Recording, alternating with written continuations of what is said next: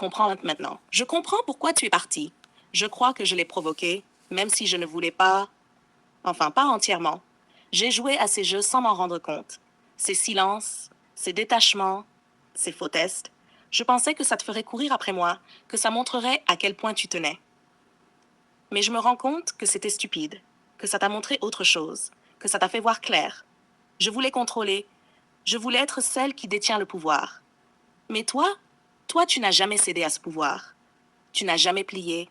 Tu n'as jamais répondu à mes attentes silencieuses, à mes manipulations, à mes petites règles que j'essayais de te faire suivre. Et ça m'a dépassé. Parce que j'ai senti ton retrait, ton absence intérieure, ce moment où tu t'es choisi toi-même. C'était pas un cri, ce n'était pas un reproche. C'était juste toi, loin de tout ce que j'avais essayé de construire pour te retenir. Et ça me fait mal, parce que je voulais te retenir, je voulais te contrôler, je voulais que tu sois là malgré tout. Et je n'ai pas compris que l'homme qui sait se choisir ne peut jamais être retenu par des jeux. Je voulais tester ton attachement, voir jusqu'où tu irais, te faire plier. Et toi, tu n'as pas plié. Tu as simplement disparu de mon monde silencieusement, sans bruit, sans colère.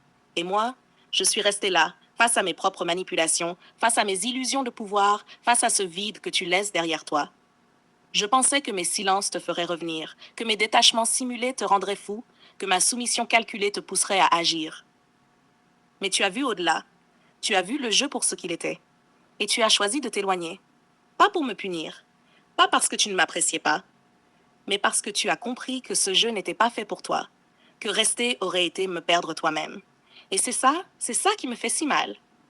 La lucidité de ton choix, la force tranquille avec laquelle tu t'es retiré, la manière dont tu t'es choisi alors que j'essayais de te retenir. Je me sens humiliée.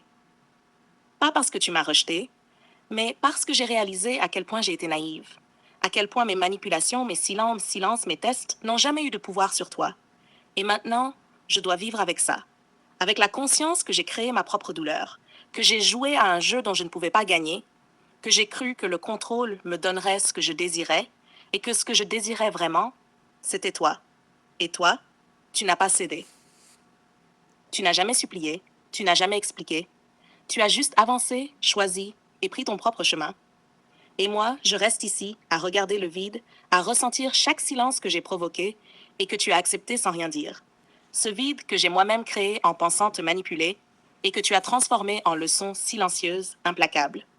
Je réalise maintenant que ce que je voulais contrôler, ce que j'ai essayé de retenir, c'était impossible. Parce qu'un homme qui sait se choisir ne tombe pas dans les pièges de la domination, de la manipulation, de la soumission. Il observe, il analyse,